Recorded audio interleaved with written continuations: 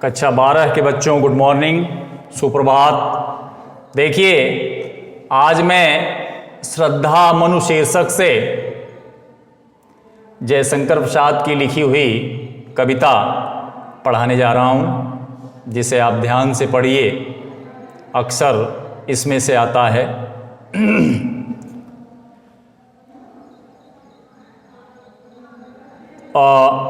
कौन तुम, पहले तो जान लीजिए इसकी आउटलाइन। प्रलय के पश्चात, प्रलय के अनंतर मनु एक निर्जन स्थान पर शांत और मौन बैठे हुए। ठीक है, श्रद्धा उन्हें मौन बैठा हुआ देखकर उनके विषय में पूछती, मनु के विषय में पूछती। श्रद्धा मनु के बारे में जानने के लिए बहुत ही उत्सुक है, लालायित। तो श्रद्धा कहती है मनु से कि कौन तुम। श्रद्धा मनु से पूछती है क्या? प्रश्न करती, कौन तुम, हु आर यू। श्रद्धा मनु से प्रश्न करती है कि कौन तुम कौन हो, कहां से आए हो, तुम्हारा परिचय क्या है। ठीक है,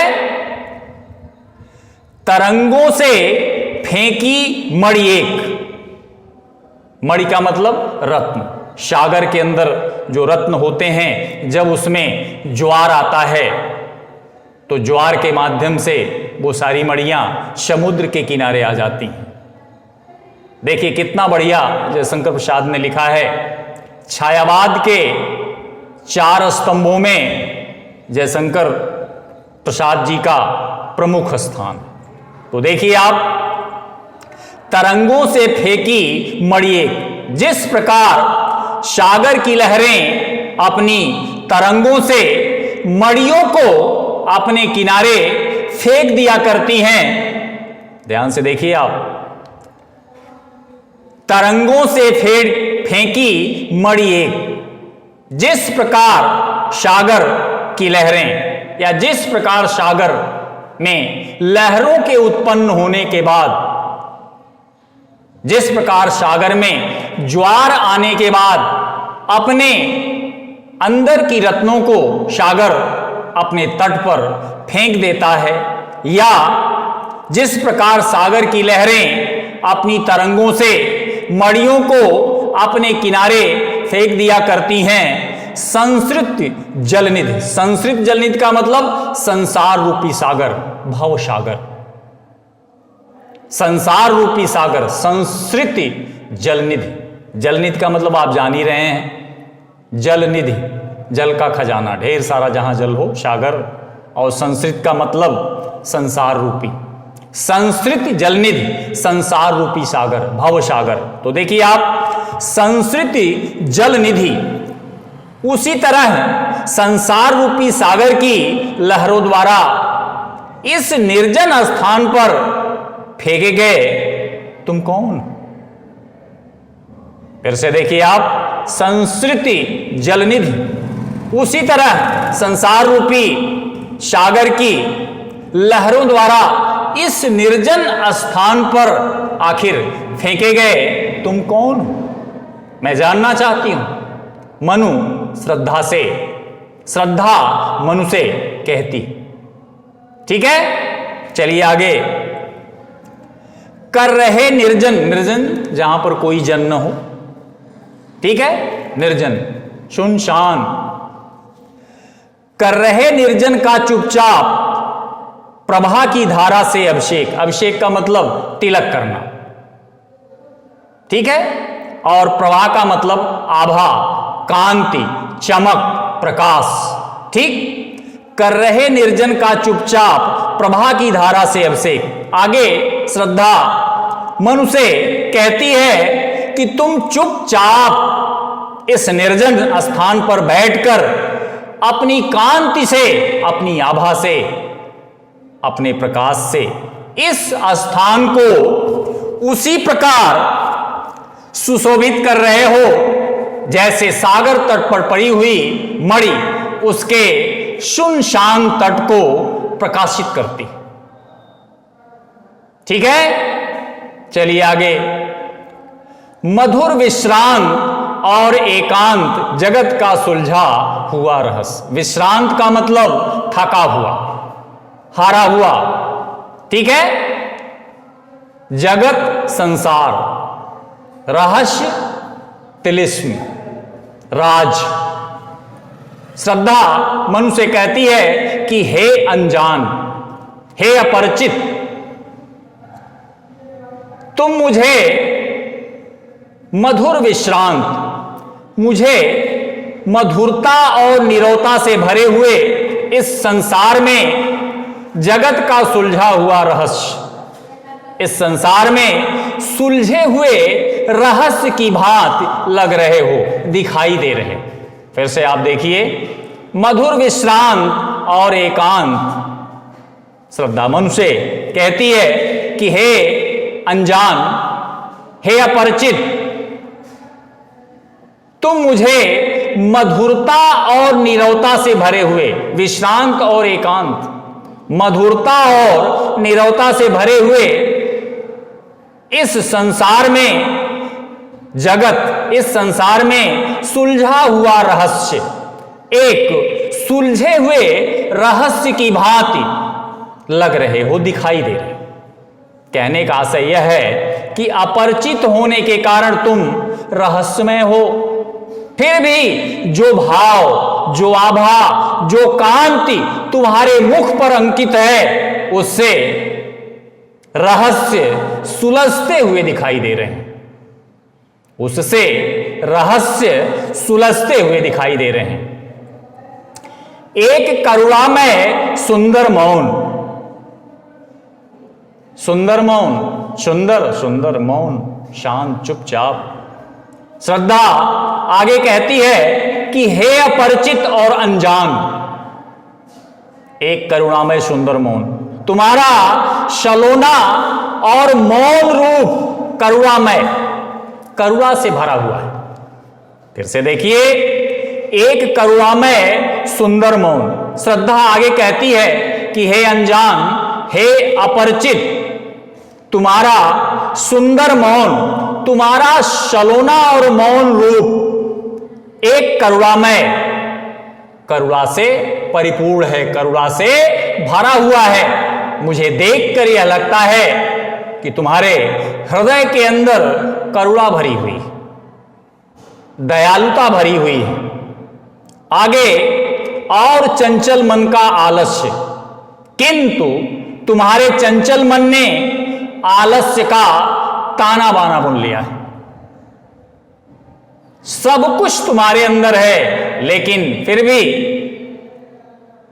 चंचल मन का आलस्य, तुम्हारे चंचल मन ने आलस्य और आलस्य का ताना बाना बुन लिया है, लेकिन तुम्हारे चंचल मन ने आलस्य का ताना बाना बुन लिया है।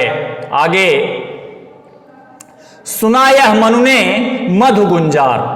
मधु का मतलब मधुर, गुंजार का मतलब गूंज, गुनगुनाना। शानंद का मतलब आनंद के साथ, आनंद सहित, आनंद से भरा हुआ। मधुकरी का मतलब भ्रमरी, मधुकरी का मतलब भ्रमरी। अब आप अर्थ निकालें। सुना यह मनु ने मधु गुंजार, मधुकरी का सा जब सानंद। आप थोड़ा सा प्रसंग में जान लीजिए। आप इस कविता में उस समय का वर्णन है जब प्रलय के पश्चात मनु की भेंट श्रद्धा से होती। ये मनु और श्रद्धा शीर्षक से है कि इस कविता में उस समय का वर्णन है जब प्रलय के पश्चात मनु की भेंट श्रद्धा से होती है और वह श्रद्धा के मधुर स्वर को सुनकर आश्चर्यचकित रह जाता है। कौन आश्चर्यचकित हो जाता है? मनु। ये उस समय का वर्णन है। देखिए आप, सुना यह मनु ने मधु गुंजार, मधुकरी का शानंद, मधुकरी सा जब सानंद। श्रद्धा और मनु के, उसकी व्याख्या है, श्रद्धा और मनु के प्रथम मिलन होने के उपरांत, श्रद्धा और मनु के प्रथम मिलन होने के बाद उपरांत जब श्रद्धा उससे उसका परिचय पूछती है, जब श्रद्धा मनु से उसका परिचय पूछती है तो श्रद्धा की आवाज मनु को भौरों की मधुर गुंजार के समान, तो श्रद्धा की आवाज मनु को भौरों की मधुर गुंजार के समान आनंददायक प्रतीत होती है। ठीक है, सुनाया मनु ने मधु गुंजार, मधुकरी का सा जब आनंद। श्रद्धा और मनु के प्रथम मिलन होने के उपरांत जब श्रद्धा उससे उसका परिचय पूछती है तो श्रद्धा की आवाज मनु को भौरों के मधु गुंजार, मधुकरी सा, तो श्रद्धा की आवाज मनु को भौरों के मधुर गुंजार के समान शानंद आनंददायक प्रतीत होती है। किए मुख नीचा कमल समान, प्रथम कवि का ज्यों सुंदर छंद। श्रद्धा जब अपरिचित मनु का परिचय पूछ रही होती है तब पूछने के क्रम में, जब श्रद्धा मनु का परिचय पूछ रही होती है तब पूछने के क्रम में लज्जावश अपना सिर नीचे झुकाए रहती। देखिए, किए मुख नीचा कमल समान, तो श्रद्धा जब अपरिचित मनु का परिचय पूछ रही होती है तो श्रद्धा का सिर लज्जावश, लज्जा के कारण नीचे की तरफ रहता है, नीचे की तरफ वो अपना सिर झुकाए रखती है। अच्छा, जिसे देखकर मन को ऐसा प्रतीत होता है जैसे कमल समान, जैसे कोई खिला कमल पृथ्वी की ओर झुका हो। कितना बढ़िया लिखा है जयशंकर प्रसाद ने, जैसे कोई खिला हुआ कमल पृथ्वी की ओर झुका हो और मन को कमल के समान दिखाई देने वाले उसके मुख से निकले मीठे स्वर आदि कवि के सुंदर से छंद प्रतीत होते हैं। देखिए यहां आया है प्रथम कवि का ज्यों सुंदर छंद, और उसके मुख से निकलने वाले मीठे स्वर आदि कवि के सुंदर से छंद से लगते हैं, छंद से प्रतीत होते हैं। एक झटका सा लगा सहर्ष, निरखने लगे लुटे से। लुट जाना, आकर्षित हो जाना, किसी की तरफ आकर्षित हो जाना। देखिए आप, एक झटका सा लगा सहर्ष, सहर्ष का मतलब प्रसन्नता के साथ। तो देखिए उस निर्जन स्थान पर जहां किसी के होने की बिल्कुल भी कोई संभावना न थी, एक झटका सा लगा। श्रद्धा जैसी असाधारण सुंदरी को देखकर मनु विस्मित हो जाते हैं, आश्चर्यचकित हो जाते हैं। एक झटका सा लगा सहर्ष। जिस निर्जन स्थान पर किसी के होने की कोई संभावना नहीं है, ऐसे स्थान पर श्रद्धा को देखकर मनु विस्मित से हो जाते हैं, निरखने लगे लुटे से। आप अपने ओर से जोड़ दीजिए कि उनका आलस्य दूर हो जाता है और मन चंचल हो उठता है। उनका आलस्य दूर हो जाता है और मन चंचल हो उठता है। कौन गा रहा यह सुंदर गीत, कौन गा रहा यह सुंदर संगीत, कुतूहल रह न सका फिर मौन। श्रद्धा के कंठ से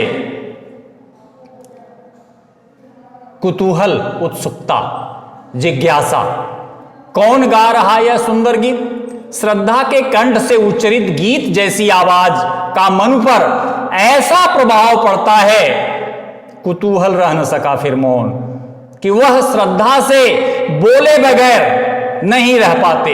अर्थात मन श्रद्धा के विषय में सब कुछ जान लेना चाहते हैं। That's all, next day.